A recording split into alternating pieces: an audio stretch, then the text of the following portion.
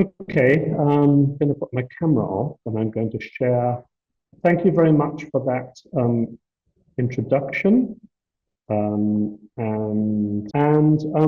today, this is very much an introduction. So some of you are actually quite experienced in open access publishing, but I think it's, really the idea was that this is for people who don't know much about it. But on the other hand, it's important if you would like to use this presentation so if you have got some experience in open access publishing and you'd like to use this presentation, you're welcome to do so.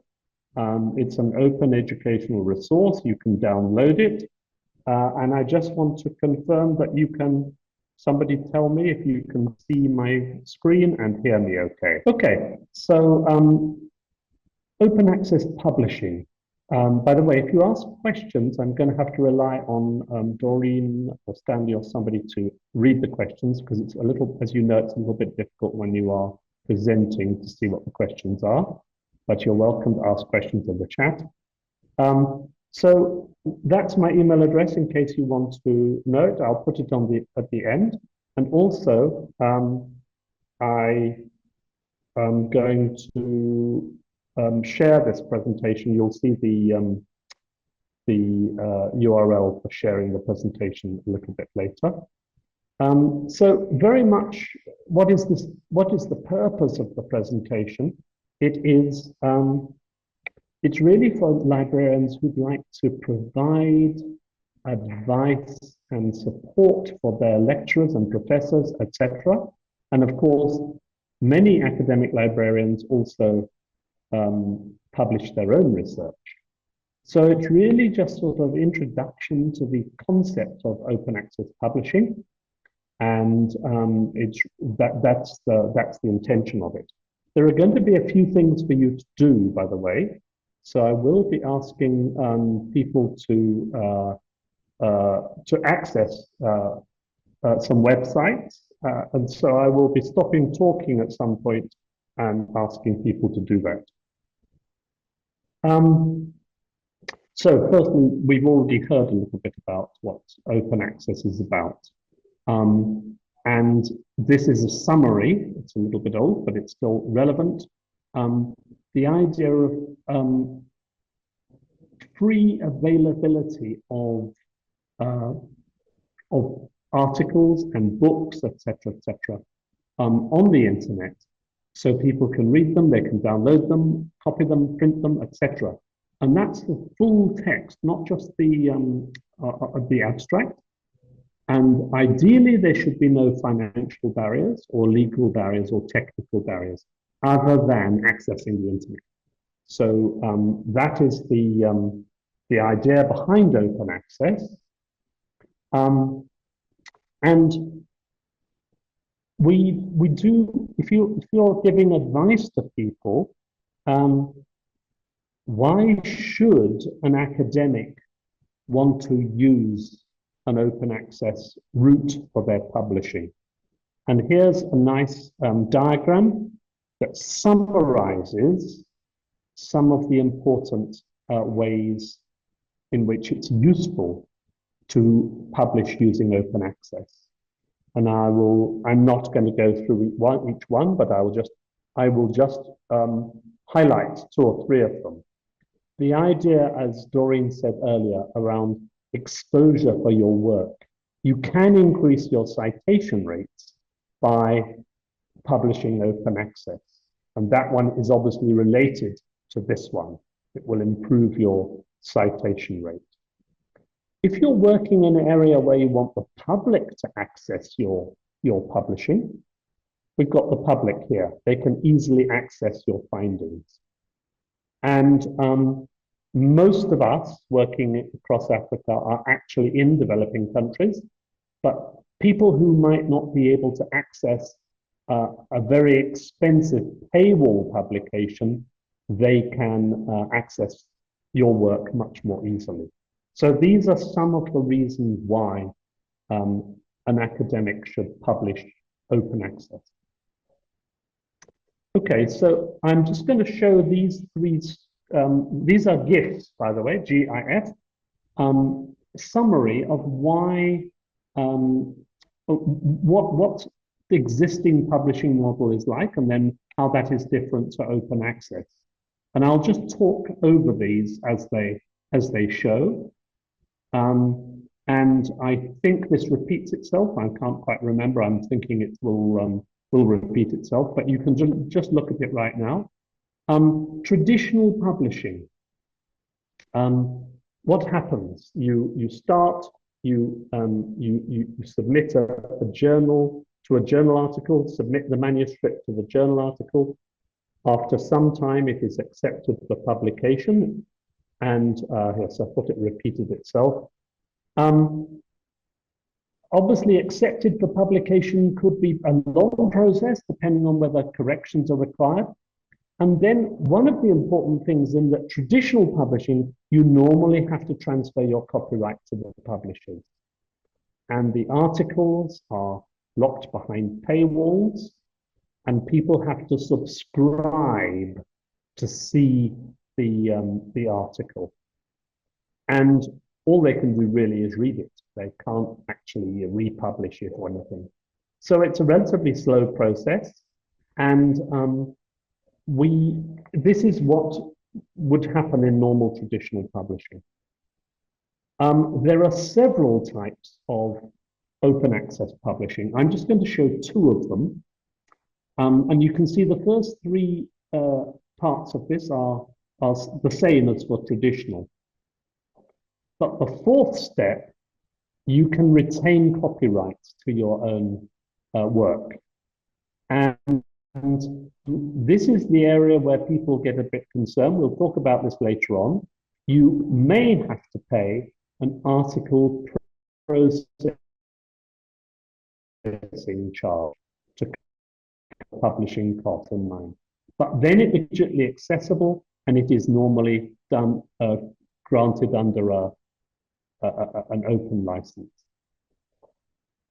So it's a faster and better process for people to be able to access your work.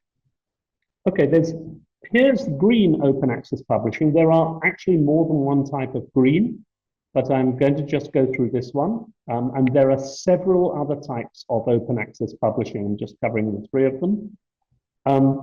In this case, the first three are the same again. You retain, in this case, you do give away copyright, but you can retain some right to disseminate your work. And you can, in this case, in this area, you can sometimes just put up your findings, your article, onto your own website or something like ResearchGate. And so there is it is an alternative way of open access publishing, which we can answer questions about later on if you want. I just thought I'd show you then the main differences between traditional and open access. So what about choosing a reputable journal? This is the key area. You're going to ask me about non-reputable journals. I know people will, but we will be covering that a bit later on. So how will you be advising an academic to choose a reputable journal? And we work with two main ways. There's a sort of an organization, it's a website really, called Think, Check, Submit. And that is a good, it's a good way to go. I'll talk about it now. And the other one is the Directory of Open Access Journals. Okay, so these are two ways in which you can advise academics, or do it yourself, of course, to decide on a reputable journal. Okay. So what's Think, Check, Submit? I'm just going to demonstrate this. I hope the internet is okay. I'm just going to demonstrate what Think, Check, Submit is about by you not listening to me for a few minutes, but instead watching this video. I'm hoping the internet will be sufficiently good.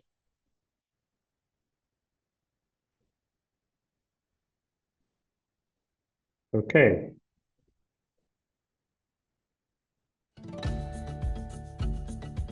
You've done your research and are ready to publish. Sharing your results with the world is key to the progress of your discipline and to your career. Publishing your work with an untrustworthy journal has the potential to damage your career. With the number of journals growing at around 3.5% annually, and almost 1,000 new journals launching in 2014 alone, how can you choose a trusted journal for your research? Think, check, submit. Before you decide, step 1. Think. Can I trust this journal with my research? Do I need more information before I can decide that this is a trusted journal? Step 2. Check. Does the journal publish research that you would read yourself? Can you tell which organisation publishes the journal? Can you contact them easily if you need to? Does the journal have editorial policies in place? And do they conduct appropriate peer review? Does it charge publication fees? And are they clear about how much they cost? Do you know the names or reputations of any of the editorial board members? Are articles in the journal indexed in any of the services that you use? Step 3. If you can answer yes to most of these questions, then submit. By following these 3 steps, you can identify which journals will reliably publish your work and make an impact in your field. When you finish your next article, remember to think, check, then submit. Check the website for more tips to help you find a trusted journal for your work.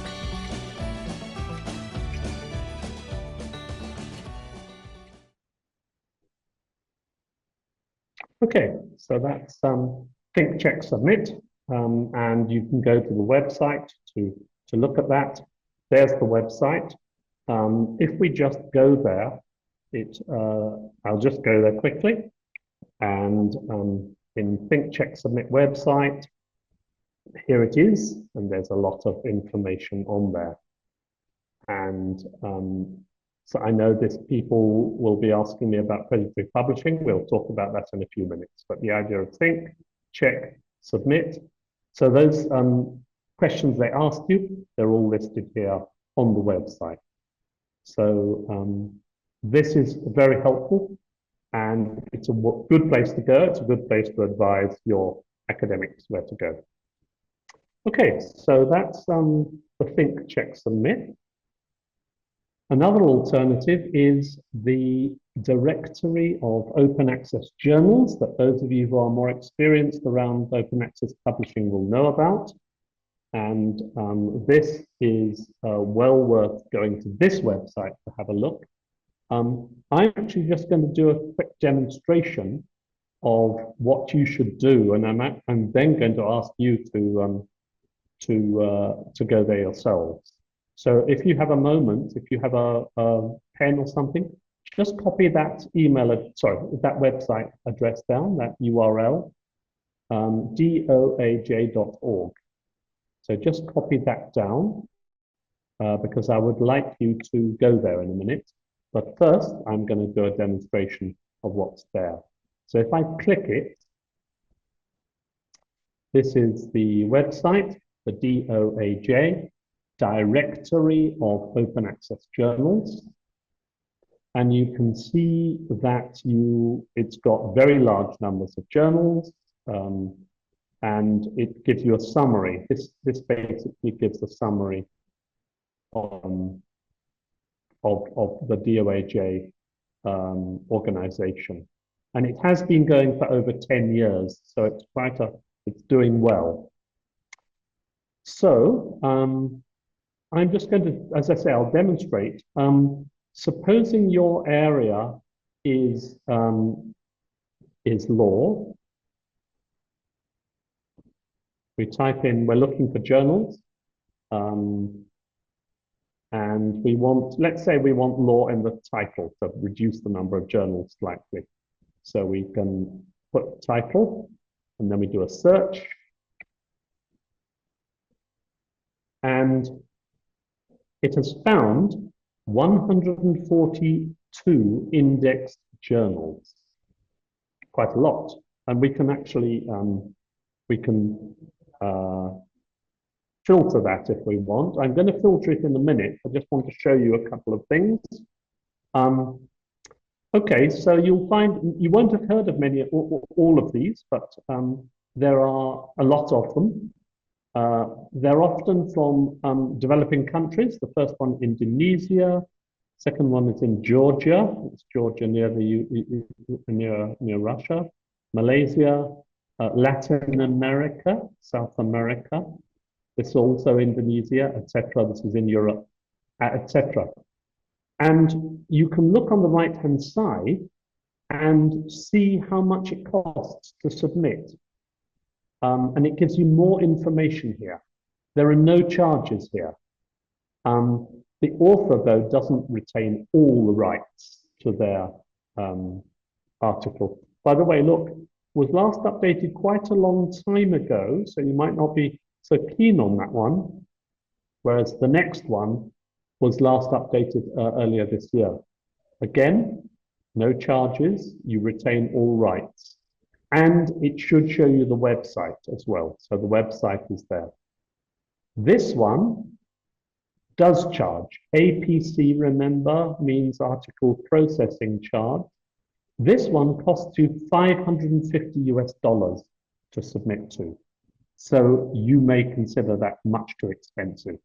But it's worth going through, and but many of these, you see, there are no charges.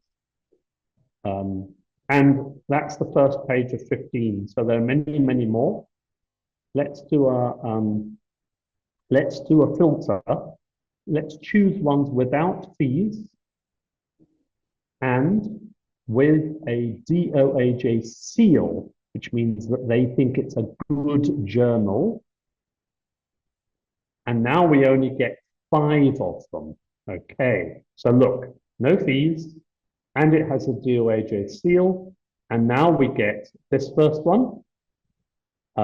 It's actually in Russian, but they do accept manuscripts in English. This one is published in the UK. Here, this one's published in the Netherlands, and this one in Italy, and finally this one in Australia. So you see, you can do quite a useful filtering process. Okay, I'm going to go back. There's the short demonstration. Now, actually, I would like you to go there and have a quick look yourselves if you have the chance to do so. So I'm going to say, I'm going to give you like 3 minutes to go there and just have a quick look. Do what I did and have a quick look. Maybe put in your a subject that you might want to publish in. And while you're doing that, I'm just going to look at the chat to see if there's any questions. You're welcome to ask some questions. But that's what I'd like you to do now. Go there and do what I was doing, this thing. Have a look. You might want to even choose librarianship. We could do that. And we will clear those, and then we'll see.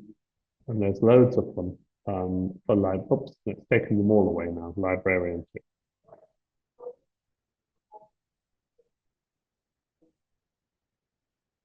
We'll do a search. Yeah, it's 52 of them. But I'd like you to look around yourself now. So I'll give you the time to do that.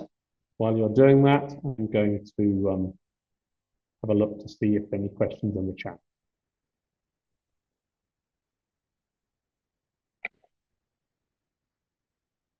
Nope, not at the moment. But if you want to ask any questions, you're welcome to do so. Any questions? Put them in the chat or the Q&A.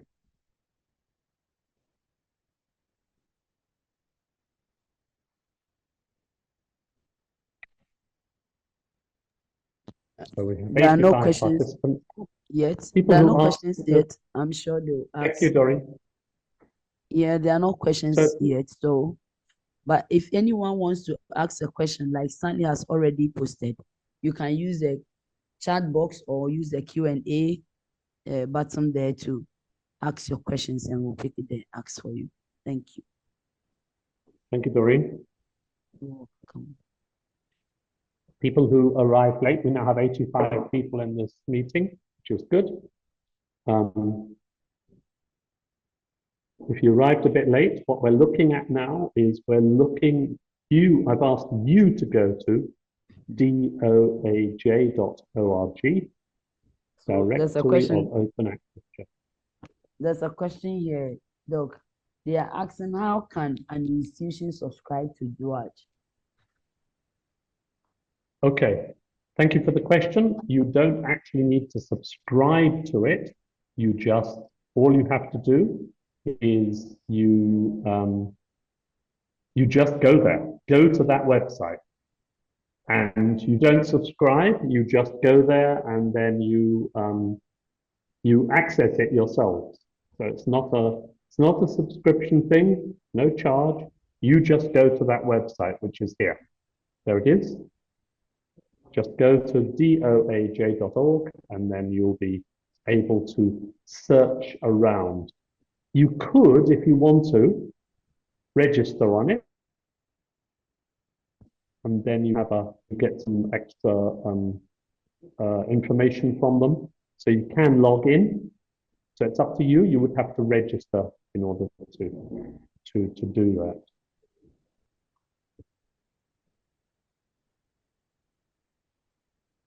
Suleiman, I'm sure you heard what doctor said. You don't need to subscribe. You just go there and then search, or better so you can register on DOAJ so that you get more information from them. Okay. Giving people a few moments to look around. I'll give you 1 more minute or a little bit less before we move on.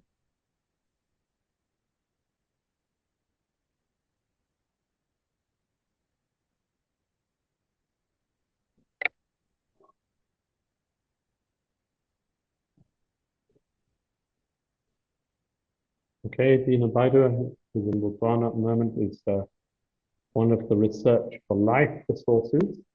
Good. If you could, Dina, if you could maybe in the chat, could explain what the Research for Life resources are. That would be helpful for people to know about. I'm not familiar with them. Yeah, Dr. Dina, you made a short, you posted something, I think you can type something in addition so that they will read over them. Right, that So gave people a chance. Sorry, beg your pardon, carry on. No, sorry, I was going to say that you can continue, please. Thank you.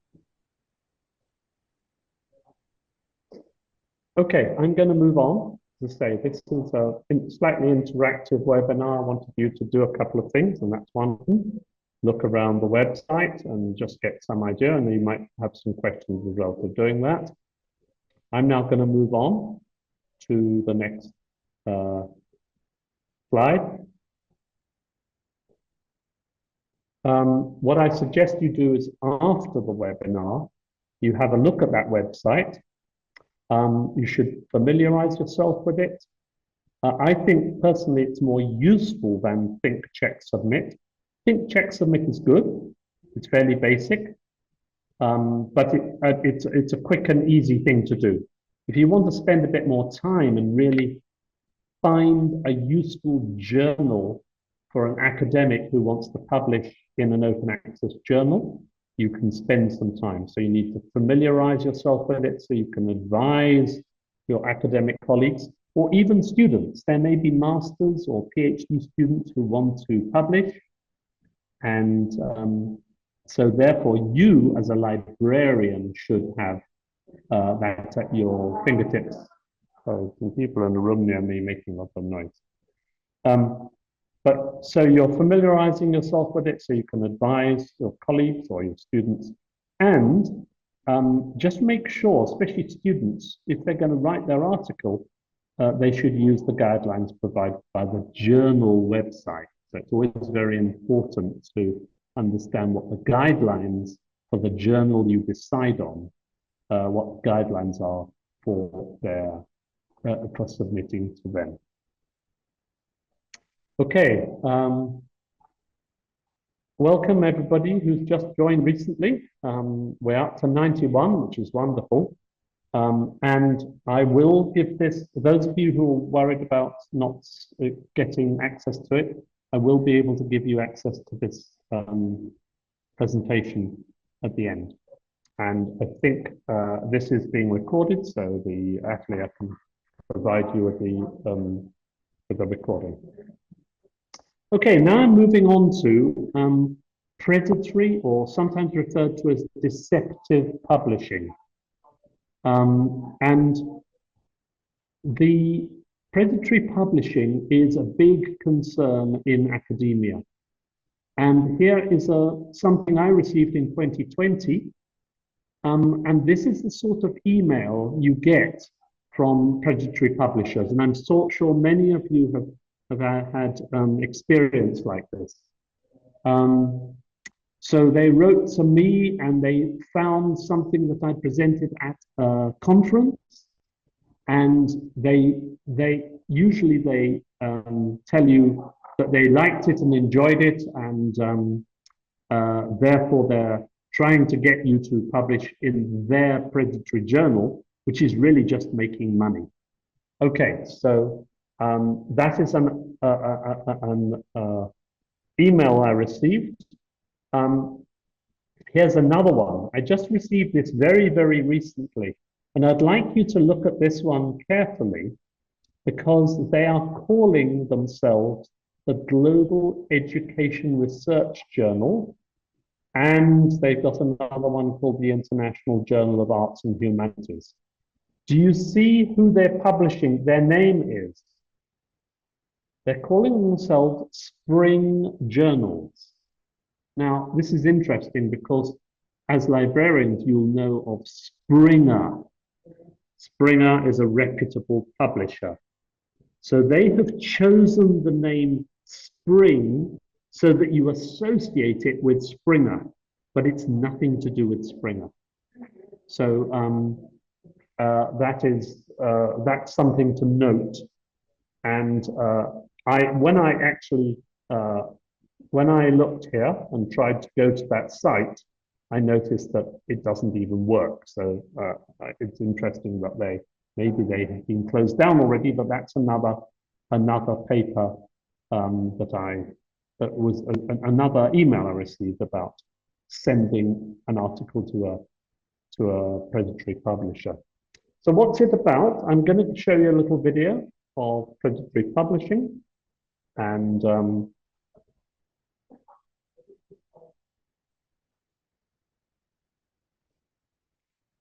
far as I remember, this one just has music.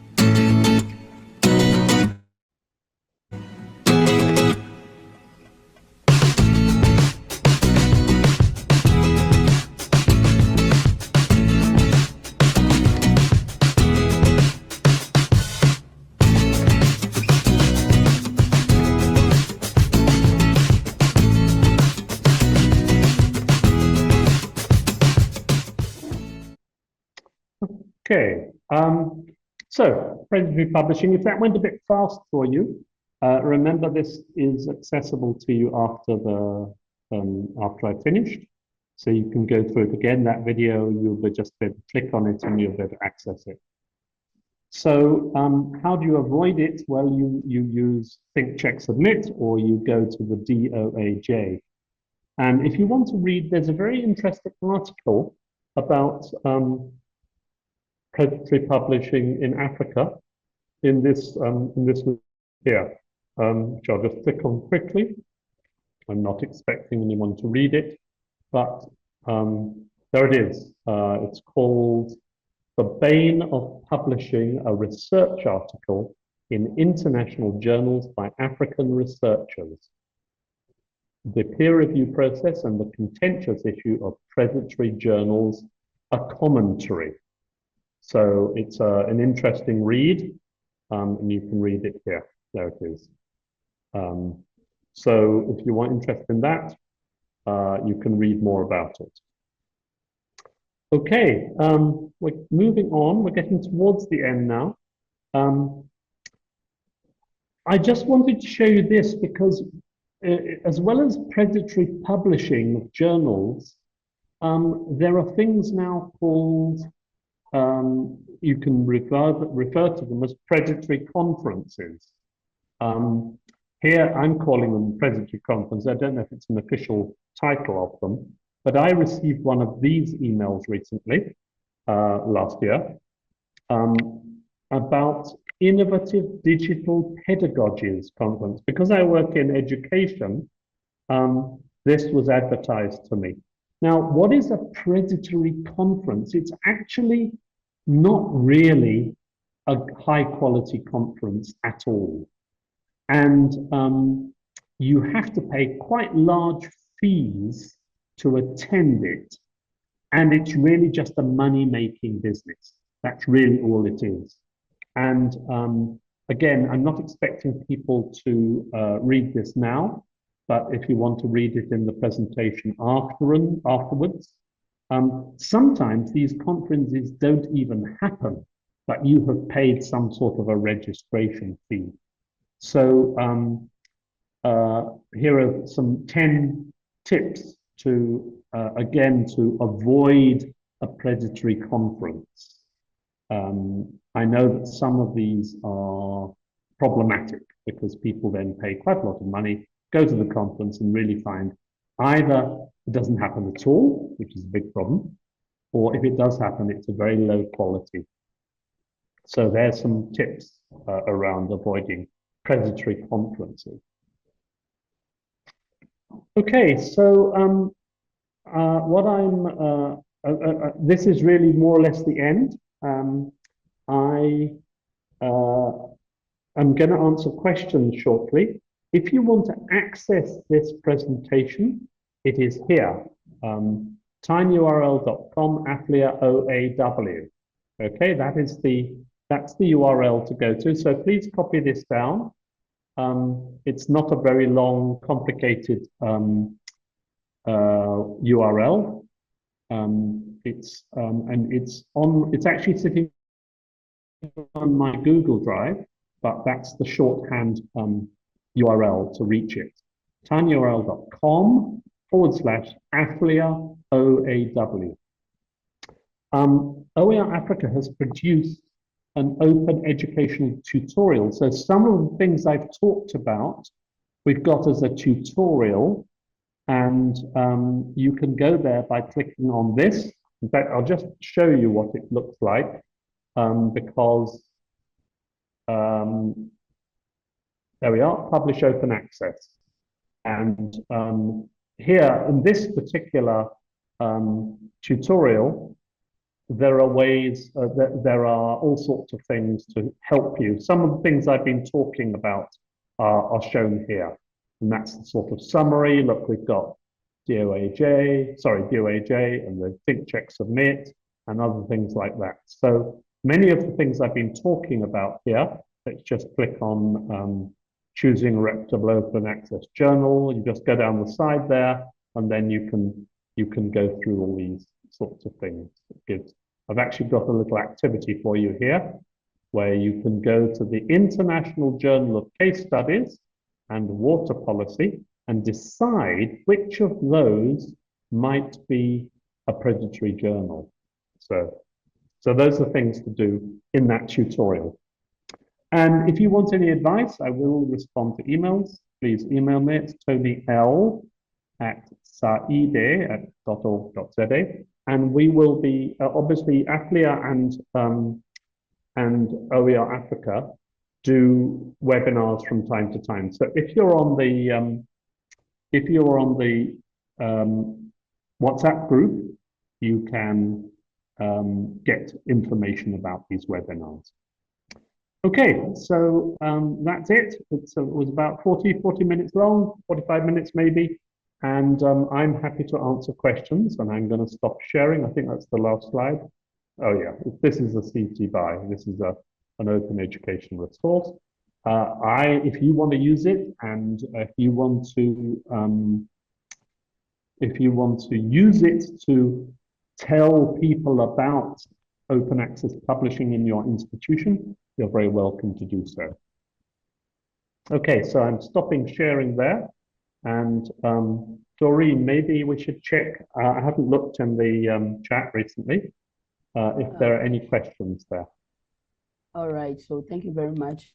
There's just one follow-up question on the registration, and the person wants to find out if the registration will be institutional affiliated, or it will just be a personal one, if you can register for the institute or as a person.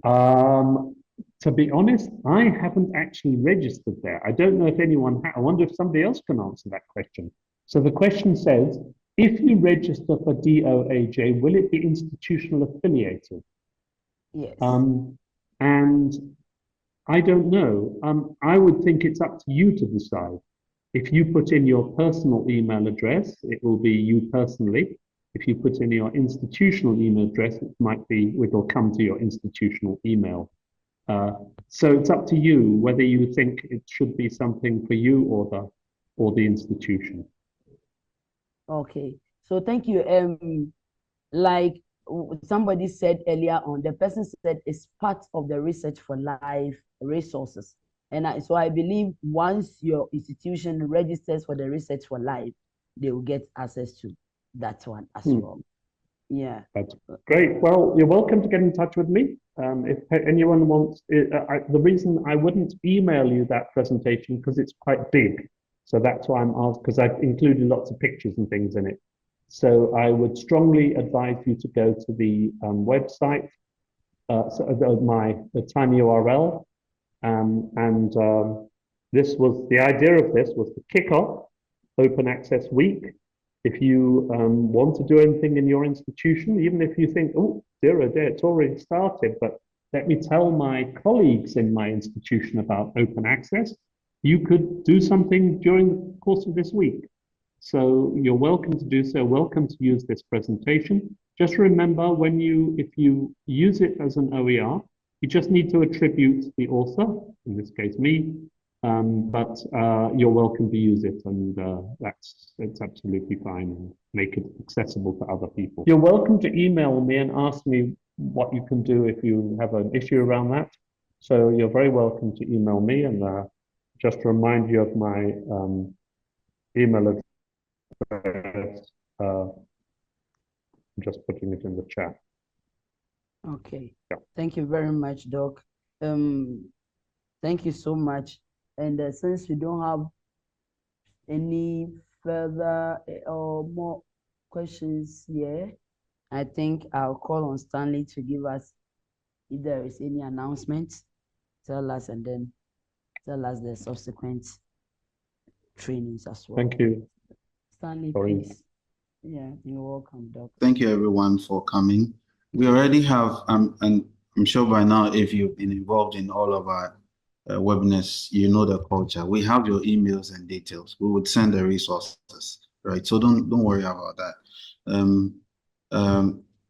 Tomorrow we are meeting at the same time, and it's going to be a panel discussion. We have our main speaker for tomorrow already with us, witnessing what's happening today, setting the tone for tomorrow's discussion.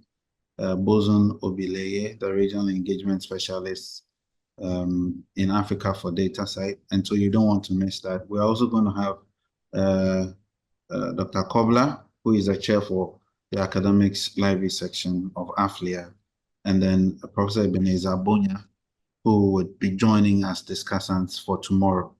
So keep your calendars open. Let's meet. It's the same meeting link. You would receive the reminders as usual. And then let's make it a point to be here tomorrow for the second event for Open Access Week 2024.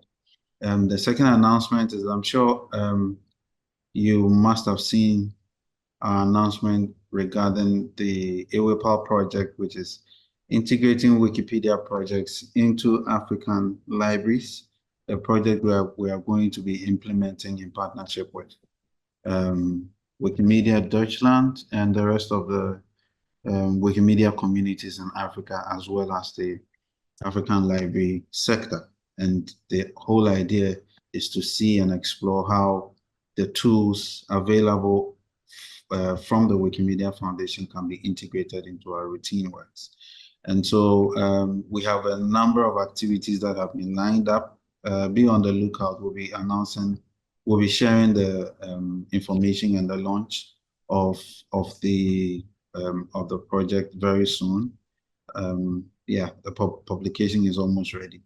But on the first day of November, which is the 1st of November by 10:30, we're going to be inviting everybody to talk more about the project, what we are planning, what activities have been outlined, how African libraries can participate, what to expect as part of the project implementation and whatnot. So be on the lookout. I'm sure tomorrow the publication will be ready. We can share the link so that everyone can keep their calendars open. It's going to be an open discussion sort of. You won't require registration. So yeah, we'll talk more about that tomorrow, but just to give you a heads up so that you're aware of it. Thank you for coming today. I think this is the end of the announcement.